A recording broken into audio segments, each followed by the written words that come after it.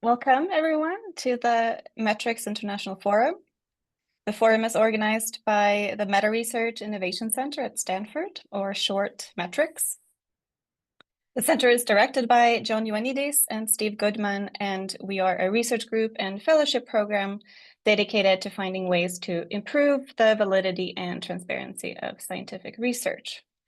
I'm Lina Koppel. I'm a visiting postdoctoral scholar at Metrics, and I will be today's moderator. Our forums are recorded and can be accessed on our website. Please mute yourself during the talk and keep your questions until the end. You can also write them in the chat. Our presenter today is Christoffer Bruun Korfitsen. Christoffer is a trained physiotherapist and a PhD student at Cochrane, Denmark, and Center for Evidence-Based Medicine, Odense, at the University of Southern Denmark. Before starting his PhD, he worked as a methods consultant at the Danish National Health Authority for 3 years, where he developed clinical practice guidelines.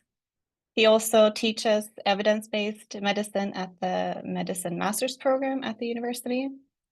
And for his PhD project, he's focusing on peer reviewers, conflicts of interest in biomedical research and publishing. So if you're ready, Christoffer, we can start. Thank you very much. Thank you very much for the opportunity to letting me present my PhD project here. This is, as I say, 2 of the 3 projects here I will present as part of my PhD, and obviously I'm standing on the shoulders of several years of research from both our team and the international collaborators we have. So I will talk a bit about them at the end. So I will present my PhD project about conflicts of interest in peer review of biomedical research. And just to make it clear, I have no conflicts of interest in relation to this presentation, although this work was conducted as part of my PhD, and my supervisor received a grant for this specific PhD from the Independent Research Fund Denmark. So today I want to talk about some very brief introduction to what is peer review, or briefly introduce you to what is conflict of interest. What do we perceive as conflict of interest in these research projects? Furthermore, I will present my first project, which is a scoping review on peer reviewers' conflicts of interest in biomedical research. The second project was a cross-sectional study of policies and practices on conflicts of interest of editors and peer reviewers in medical journals. And finally, what's up next is a qualitative interview study on medical journal editors and researchers' experience with conflicts of interest in the peer review process. Although this project has not yet started, we are still conducting the protocol. So, what is peer review? So, the International Committee for Medical Journal Editors has this definition. This is a critical assessment of manuscripts submitted to journals by experts who are not part of the editorial staff. And I know this explanation does not capture the many other types of peer review there is. As you may know, in the literature, you can find descriptions such as formal, informal peer review, like formal referring to comments on a manuscript managed by the journal. You can also discuss if comments to a published preprint can be labeled as post-publication. So there are many different types of terminology used. As you may know, a great study led by Tom Hartwig from Metrics described formal post-publication peer review as post-publication critique. So there are many ways of describing this, and I will get back to how we perceive it in the separate studies. But in this project, we focus on formal pre-publication peer review, which is what is managed by journals or organizations. And what we typically understand as this, so we have the traditional BMJ publishing process, as you may know. So here we see in step 3 and 4, we have pre-publication peer review happening, and this is what we understand as a post-publication peer review, more formally as peer reviewers commenting via letters, comments, or editorials, but still via the journals after the publication. So the problem is, we'll focus a little bit more now. I'll focus a little bit more on what is the conflicts of interest then. So the same ICMG definition, or the same refers to that conflict of interest are circumstances that create a risk that professional judgment or actions regarding a primary interest will be unduly influenced by a secondary interest. This is really like focusing on the individual. And what we typically think of is these financial conflicts of interest could be like financial ties to for an individual or an institution. So there are also these non-financial conflicts of interest, and non-financial interest in general is very debated. So what does this encapsulate? And there has been many studies that has looked at various types of non-financial interests described in the literature. For example, this study I have visualized as a ticking bomb. It was not by the authors, I must say, but interests such as religion, politics, beliefs, rivalry, promotion, glory, and fame is all been described in the research as some types of non-financial interests. So get back to my first project. So it is quite acknowledged that peer review should be a rigorous process to ensure quality, trustworthiness, and ensuring research integrity. However, personal beliefs and conflicts of interest may influence peer reviewers and editors' assessments and editorial decisions. For example, studies have shown that some reviewers request inappropriate references and try to spin results by suggesting additional analysis or over-interpreting results and conclusions. However, it is still unknown whether such problematic practices may be due to reviewers' conflicts of interest. Furthermore, the International Committee of Medical Journal Editors, the Committee of Publication Ethics, and the World Association of Medical Editors recommend that editors and reviewers disclose interests that could influence the editorial process. Furthermore, Cope and Wayne recommends journals to provide specific policies on the matter. So to our knowledge, much has been published on the topic of peer reviewers' conflicts of interest, but the majority being editorials and discussion papers. One systematic review from 2018, or non-systematic review that can be discussed, concluded that there was evidence that the assessment of biomedical funding applications by funding committees suffers from cronyism, and conflicting evidence as to whether cognitive particularism, as favoring your field or way of thinking, is a problem. So there is some limitations to this study, as the search thresholds were back to 2009. And they used a modified grade approach, but especially this search threshold also was a limitation that might be more out there, and this is only focusing on funding applications. So the first project here was a scoping review, where we aim to systematically map and describe the extent and nature of empirical research on conflicts of interest in peer review. And we did not only focus on manuscript for biomedical journals, but also manuscript for conference abstracts, thesis and dissertations, funding applications, and clinical guidelines. We included published and unpublished empirical studies of all study designs, and we excluded informal peer review, as I described in the beginning, post-publication peer review panels. That means peer review not by an individual, authors recommending peer reviewers. We know about studies where they actually looked about the effect of others recommended peer reviewers, also about reference manipulation, but there could be many reasons for this behavior, so we did not include this in our study. And also studies solely investigating beliefs, personal experiences, ethnicity, or gender. So this is from our studies currently in review, so this is not published yet, but this is our Prisma flowchart from inclusion of studies. So we search MEDLINE, Embase, Progress Dissertations, and Thesis Global as databases, and the register of Cochrane Methodology Register. So we included 45 studies from our database and register search. We also included 26 studies from our via other sources. We went quite comprehensively in our search to identify both via preprint servers, conference proceedings, Google Scholar searches, and forward and backward citation searches. So all in all, we included 71 unique studies, and we distinguished between studies that were included in our primary analysis by the way that the studies had to state explicitly that they were investigating peer reviewers' conflicts of interest or describe it in their methods. So we had 30 studies that did not do that, and they were investigating all other areas of either conflicts of interest in publishing, but not focusing on peer reviewers, or focusing on peer review but not conflicts of interest. So they were in the supplementary analysis. So here we visualize some of the trends in the annual number of publications, just to visualize that we've seen a slight increase in the from 2012 and forward. So move on here. So these are the characteristics of our 41 included studies in our primary analysis. So you can see the vast majority were focusing on journal manuscripts, peer review journal manuscripts. One study looked at conference abstracts, 4 studies looked at peer review of funding applications, and 6 of clinical guidelines. So maybe it's a bit small for you, but I'll just go through some of the most important characteristics. So what we identified as the type of the report we included, 83% were journal publications.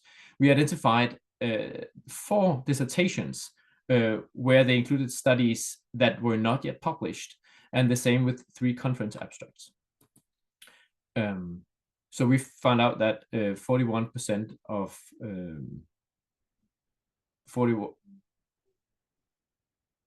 sorry, I'll move on. So we found the location of the corresponding author were primarily from North America and Europe. The primary institution of the corresponding author were from a university by far. And we found that, look at biomedical disciplines, we found that the majority used a sample that were mixed and otherwise from cardiology, which primarily were the studies on funding applications. So peer reviews, conflicts of interest in cardiology, funding applications, or clinical guidelines. We found a mixed type of research methods. We found that many used quantitative methods, and we also found that some used mixed methods and qualitative methods, but the majority were quantitative.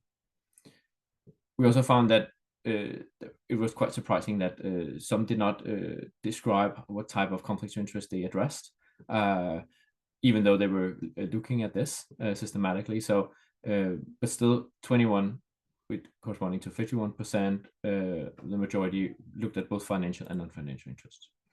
So these are the themes of the 41 included studies. So this Sunburst plots illustrate the distribution of peer review domains and the themes that were investigated.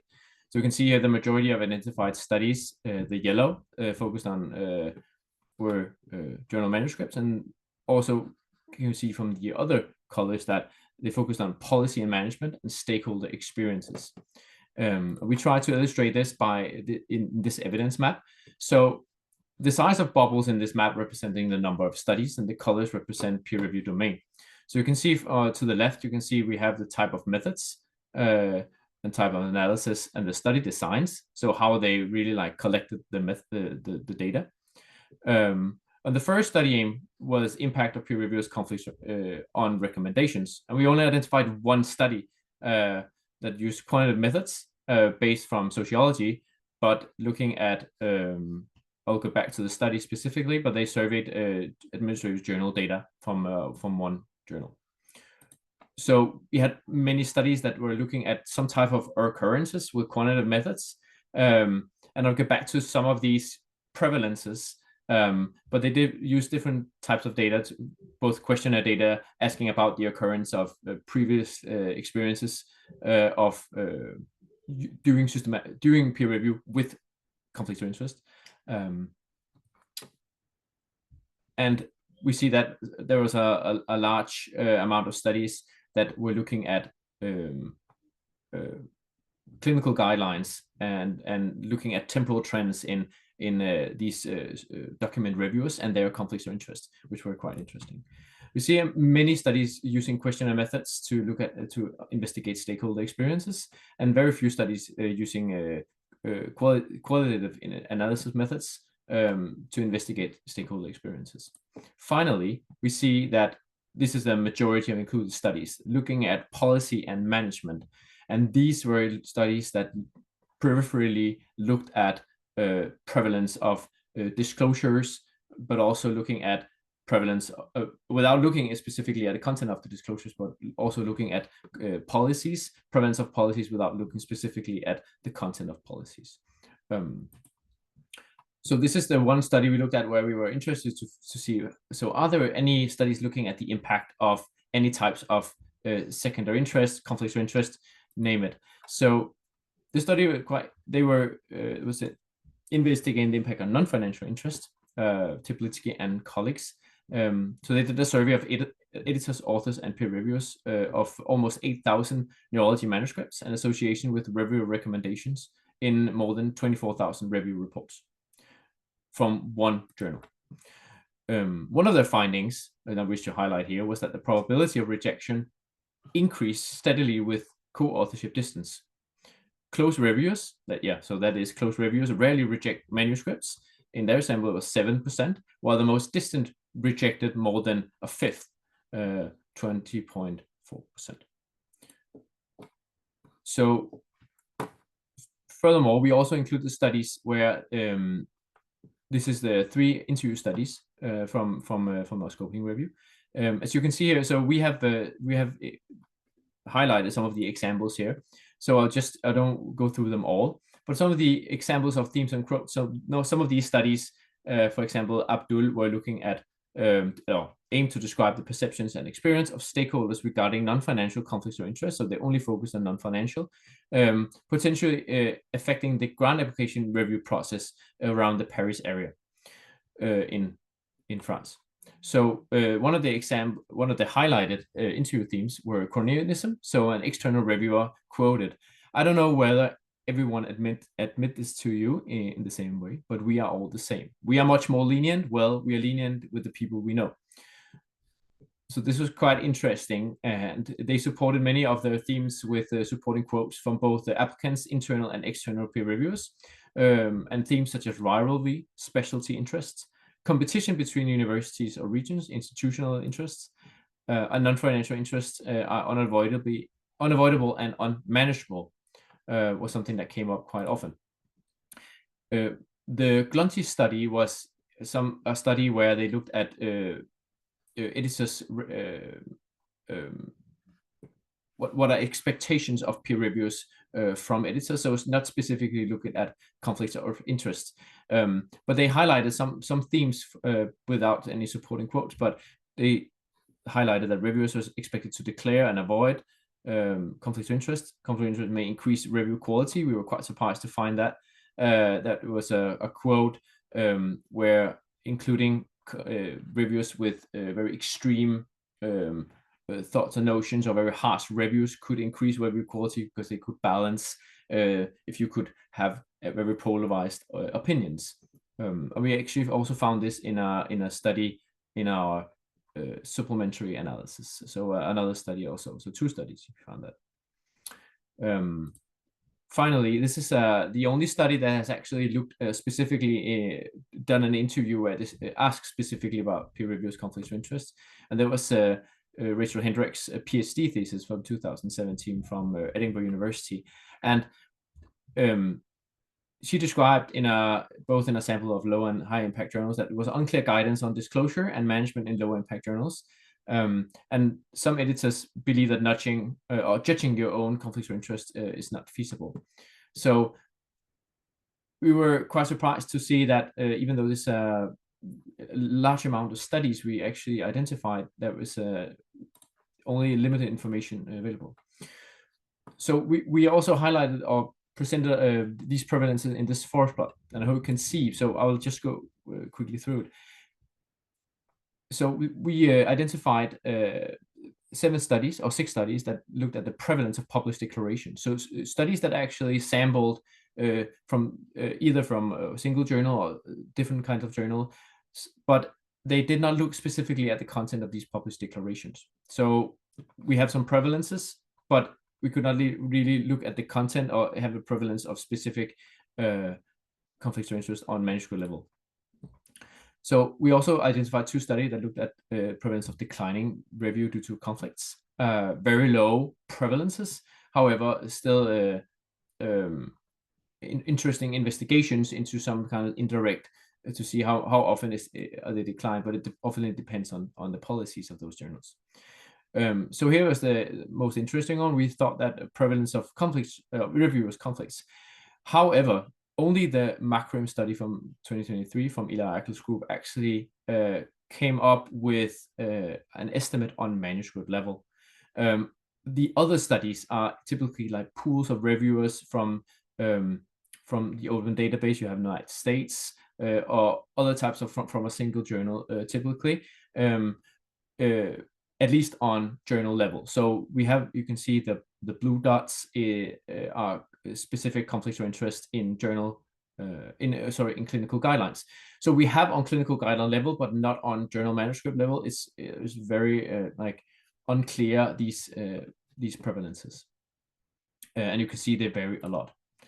Finally, we have the prevalence of availability of policies, and they also like varies a lot, and it obviously depends on the sample, and also on the date, as you can see. So we don't go in and look for trends in temporal trends, but it's obvious that there is some kind of change. But from this forest plot you cannot see a trend in because the samples vary so much. So we found out. So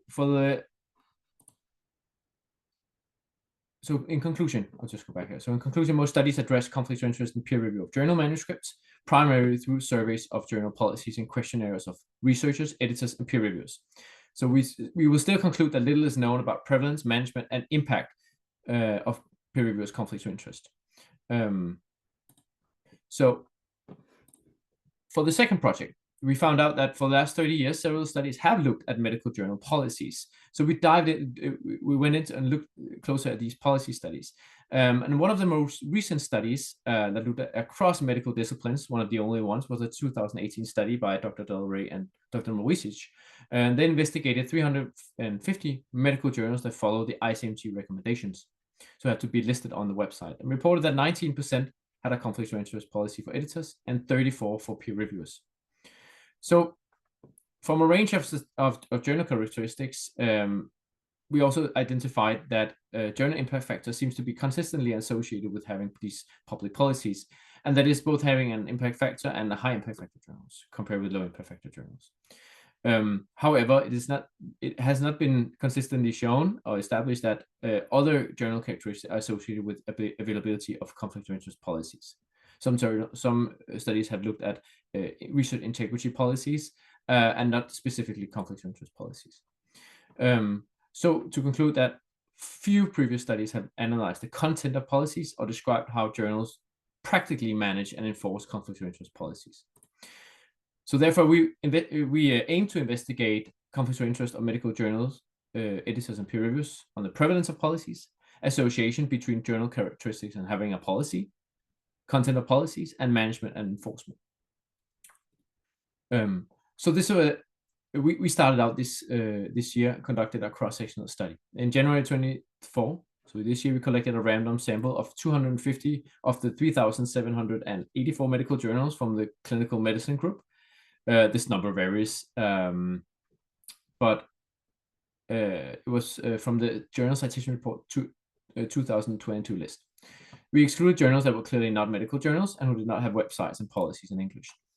We surveyed the journal website for conflicts of interest policies and disclosures from editors and peer reviewers, and data were extracted by 2 researchers independently.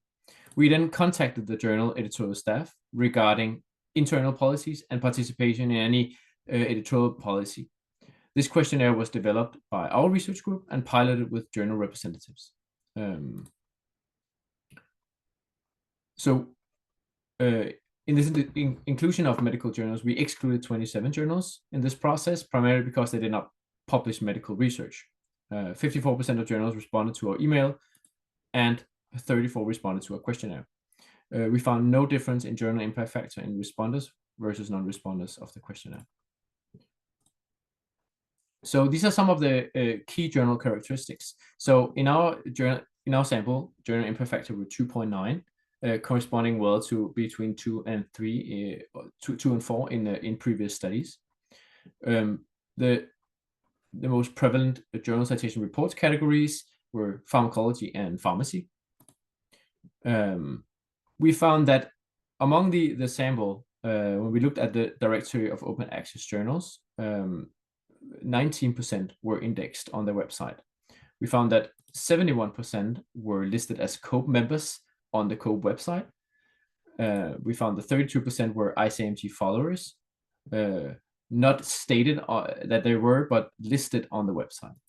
And we found that 54% were affiliated with a third party, typically professional organizations.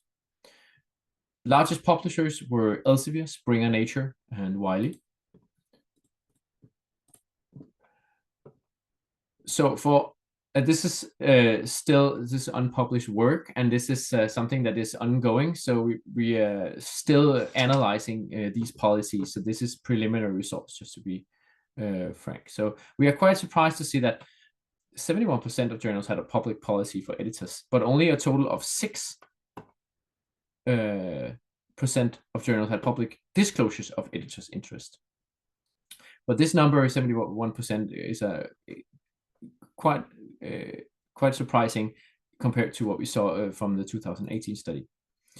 And it's quite interesting. It's the same with the peer reviewers, so 69%, but only 1% had public disclosures. Interestingly, you can see that in the bottom, you see half the journals had a journal-specific policy. So when we look for these policy, we had a practical approach. So we really wanted to see, so if I, as an editor, or as a peer reviewer specifically, go into these journal websites, how can I identify these journal policies? And we saw that 50% had journal-specific policy on the websites. We saw that 44% also or only referred to a publisher's policy via the website. So that was quite interesting that we actually saw that only 50% had some information, but they could have both. We saw that 7% were professional organizations policy. They could sometimes also be the publisher. So in our preliminary analysis, we have looked at the association between different journal characteristics. All that has been shown, these characteristics be shown in previous studies and other samples. So we found that journal impact factor was associated with having a policy for editors. Also in our multi-level mixed effects logistic regression, and also as a kudos ratio, but we did not see that for peer reviewers. We also saw that being listed as a COPE member on the website was associated with having a policy for both editors and peer reviewers.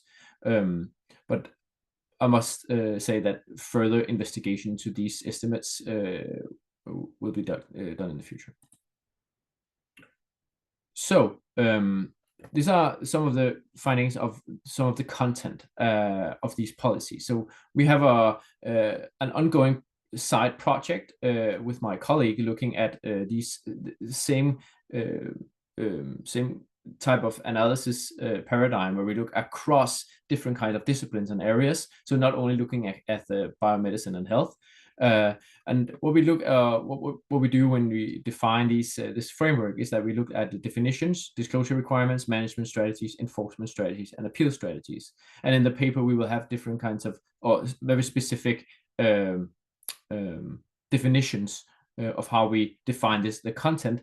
But we see that it's quite interesting that about 50% has a definition of conflicts of interest that is specific to editors or peer reviewers, consistently about 50%.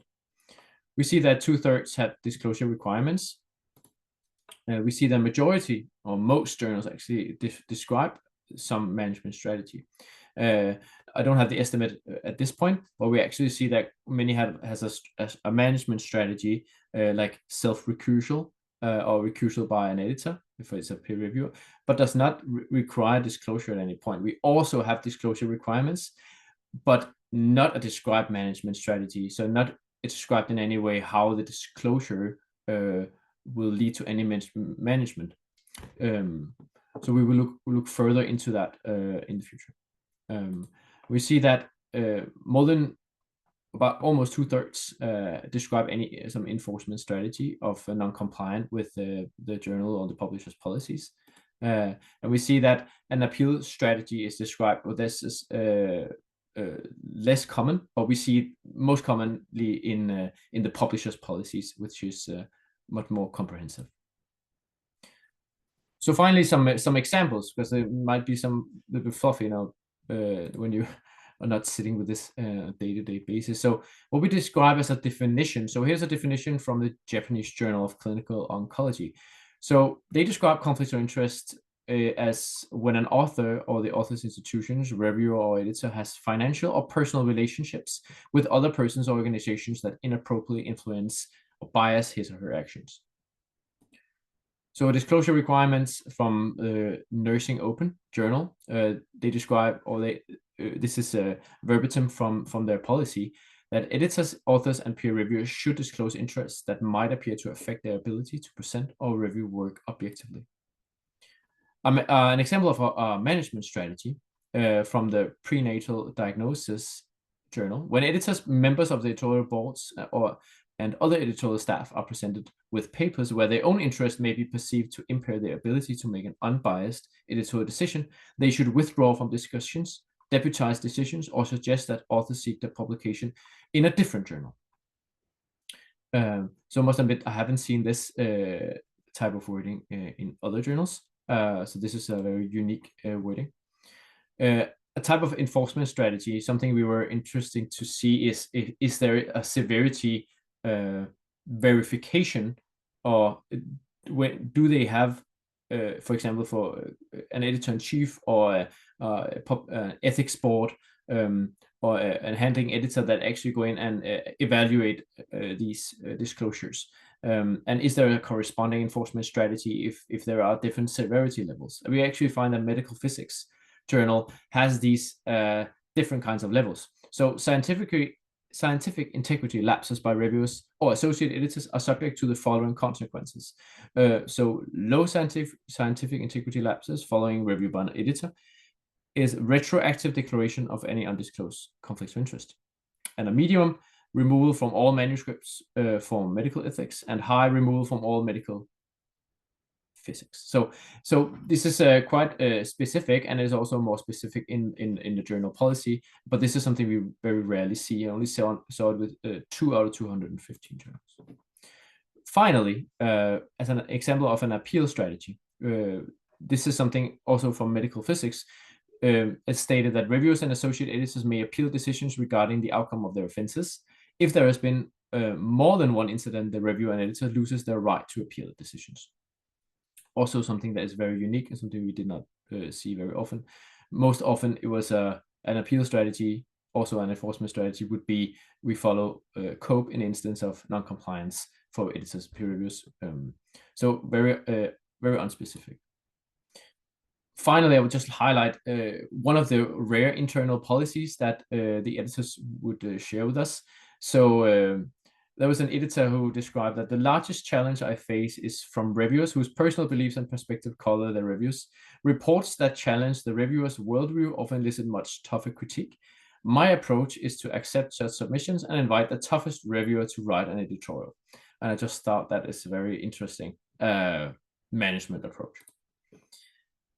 So I see that I don't have much time left, and I think we can go through these 7 questions I have brought today. So we have 84 responses to our questionnaire of 26 items. Many of these items are open-ended, so they describe these practices.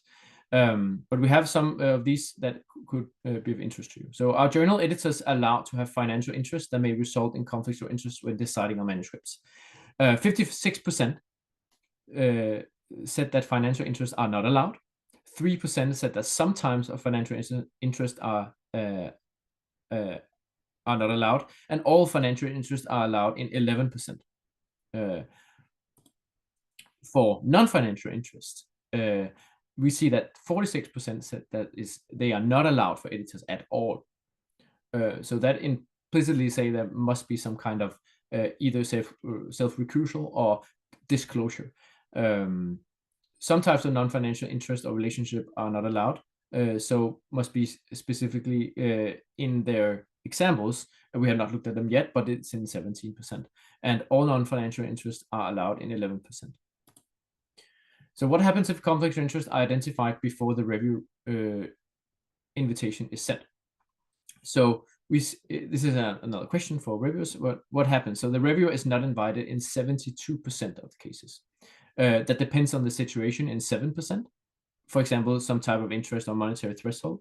And in 3%, the reviewer is invited, but the editor is informed about the conflict of interest.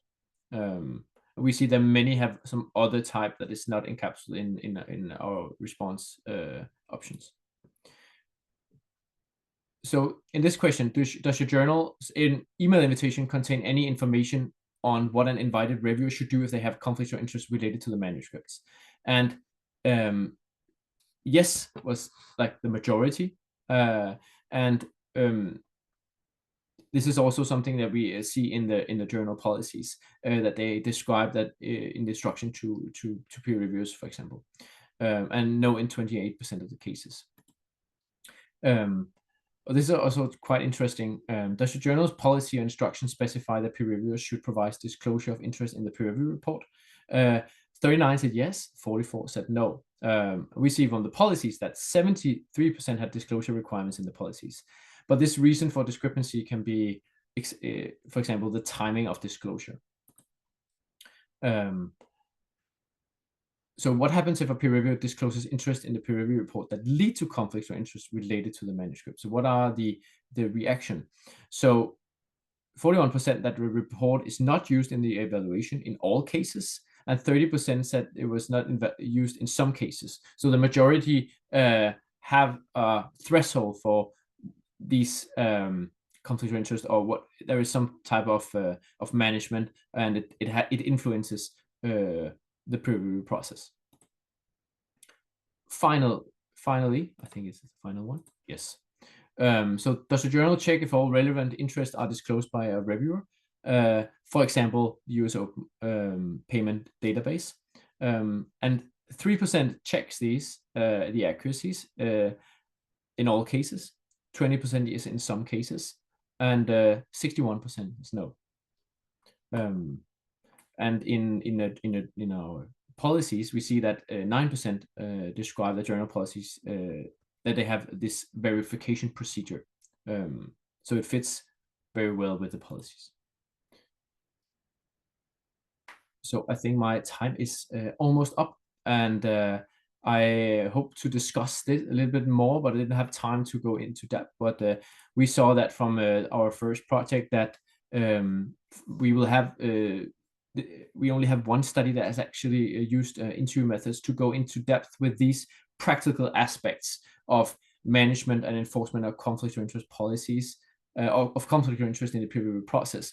So we are currently drafting the protocol and piloting our interviews with medical editors and researchers and peer reviewers to simply look into to this in more depth. So this is some ongoing that will happen within the next year, and I will just say thank you very much for your attention, and on behalf of our great team at the center and international collaborators, thank you very much.